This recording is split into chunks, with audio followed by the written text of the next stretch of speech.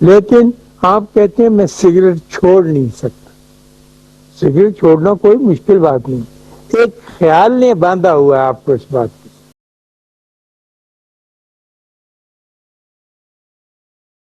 تو میرا گاؤں نہیں, وہ بلکہ ایک قصبہ تھا ایک بڑا, اس کی آبادی کافی کوئی 25,000 کے قریب تھی. تو وہاں ہم رہتے تھے, لیکن وہ 25,000 کا قصبہ جنوری کے مہینے میں 10 تاریخ کے بعد 3 لاکھ کا قصبہ بن جاتا تھا. وہاں ایک میلہ لگتا تھا, اسے ہم ماگی کا میلہ کہتے تھے, جو 10, 11, 12, 13, 14, 15, اور پھر باہر ضلع سے پولیس آتی تھی, دور دور سے تماشے تھیٹر آتے تھے, جو اپنی زندگی میں نے دیکھے اور ان سے بڑا فائدہ اٹھایا کہ مجھے. تو اس میں 2 بہت بڑے سرکس آیا کرتے تھے, اور میں چونکہ چھوٹا تھا, 5 سال کی عمر تھی, میرا سرکس میں زیادہ دھیان تھا, جانوروں کے ساتھ وابستگی ہوتی. تو ایک رکما بائی گرینڈ سرکس تھا.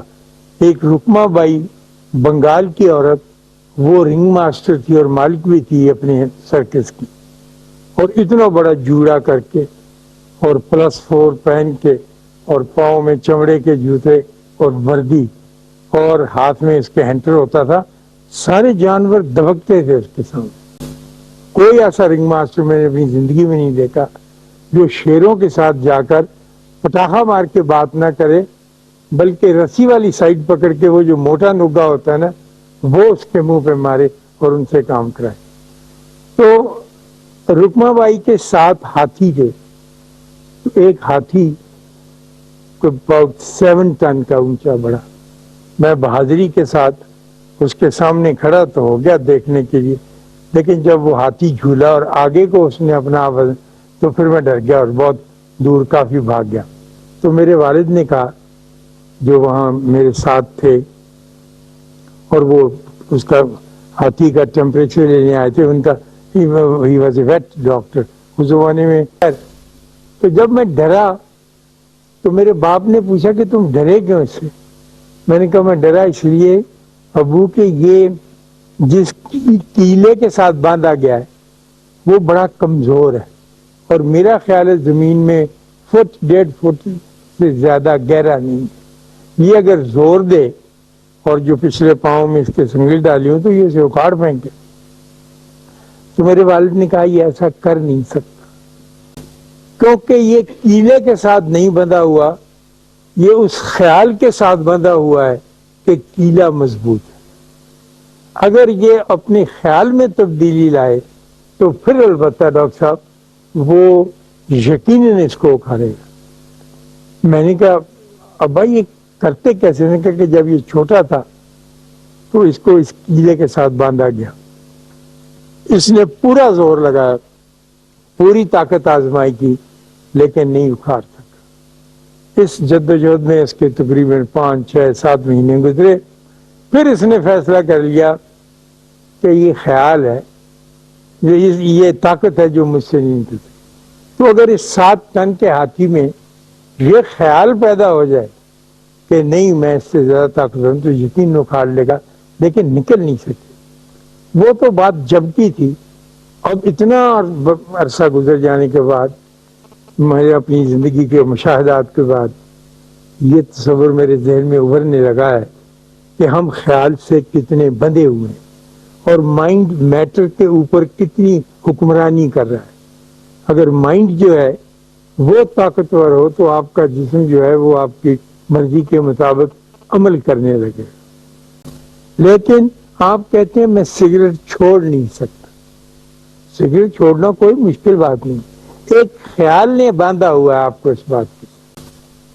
میں اپنی ایک نواسی سے کہہ رہا تھا کہ تو نہ لڑایا کر اپنی ساس نہ.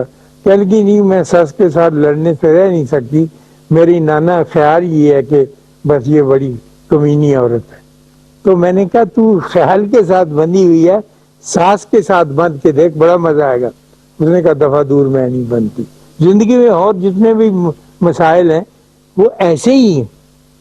آپ مجھ سے بہتر جانتے ہیں کہ امریکہ میں ایک لڑکی پیدا ہوئی, اس کا نام ہیلن کیلر تھا. وہ مادرزاد اندھی تھی. اور مادر ذات بہری تھی اور ظاہر ہے مادر ذات گونگی، کچھ نہیں تھا اس میں، لیکن وہ بڑھتی جا رہی تھی ایک صحت مند لڑکی کی طرح، اور یہ ٹیچرز اس پہ توجہ دیں، اور بہت عجیب و غریب کیس تھا۔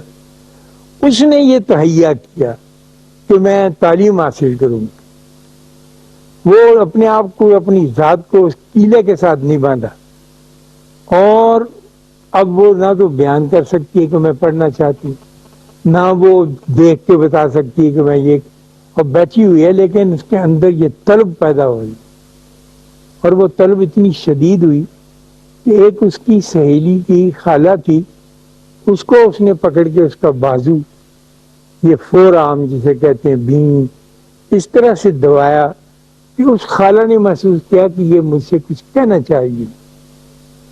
پھر ان دونوں نے بڑی مدت کے بعد زور لگا کر ایک لینگویج ڈیولپ کی، جو وہ اس کے بدن کو دبا کر بیان کرتی اور وہ سمجھتی تھی، جسے یہ گرگٹ تار نہیں آتی تھی ایسی سے، جیسے اب آپ کرتے ہیں ٹائپ چیٹ کرتے ہیں تو سگنل ہی آتا ہے، تو اس نے وہ کر لی بات، اور پھر اس نے کہا کہ مجھے فلاں کتاب روبنسن کروسو کی کہ یہ مجھے بتاؤ، اب وہ اس کو بتا رہی ہے۔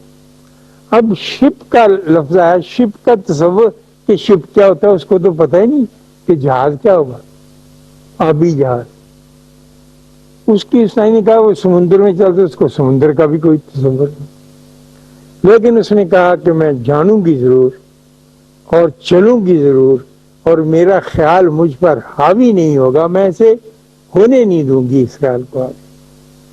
چنانچہ خواتین و حضرات، اس لڑکی نے سارا وقت اور ساری توجہ اپنے مائنڈ کے ساتھ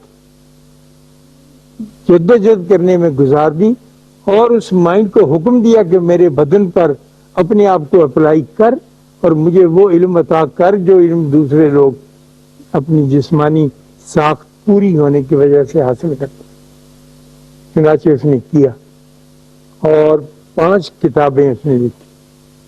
وہ یہاں لاہور بھی تشریف آئی تھی پاکستان بننے کے بعد، اور ہم بڑی عقیدت کے ساتھ اسے ملنے گئے تھے، اور کھٹ کھٹ کر جواب بول نہیں سکتی تھی، لیکن بعد اس نے پکڑا دو، اور بہت سی خواتین ٹرین کرنی تھی، ٹیچر جن کے ساتھ وہ بات کرتی۔ وہ اپنی آٹو بایوگرافی میں ایک مولانا صاحب کمال کی بات لکھتی ہے کہ دیکھو میں بہت خوش ہوں کہ میرے خدا نے میرے اوپر بڑا کرم کیا ہے، اگر یہ ساری چیزیں، یہ ساری نعمتیں، اندھے ہونا، بہرے ہونا اور گونگے ہونا مجھے نہ ملی ہوتی تو میں دنیا کی ایک نامور عورت نہ ہوتی، بلکہ ایک معمولی سی گھر گرہستی عورت ہوتی۔ تو اللہ کی نعمت کے کیا کیا روپ ہیں اس کا اندازہ نہیں لگایا جا سکتا، اور شاباش ہے اس بیوی کے جس نے اسے نعمت کہہ کے پکارا اور کہا کہ جو مجھے اللہ نے عطا کیا ہے وہ میں اس کو مانتی ہوں اور تسلیم کرتی ہوں۔ تو جب آپ کو خیال پکڑ لیتا ہے اور آپ اس کے تابع ہو جاتے ہیں، کبھی کبھی میں جو اکثر کیا کرتا ہوں کہ بیٹھ کر جب وقت ملے تو ضرور غور کیا کیجئے کہ آیا مجھ کو کسی کیلے نے یا سنگل نے پکڑا ہوا ہے یا کسی خیال نے پکڑا ہوا ہے۔ جب یہ بات آپ کی ذہن میں آ جائے گی، آپ بڑی آسانی سے اپنا مسئلہ خود حل کر لیں۔ اللہ آپ کو آسانیاں عطا فرمائے اور آسانیاں تقسیم کرنے کا شرف عطا فرمائے۔ اللہ حافظ۔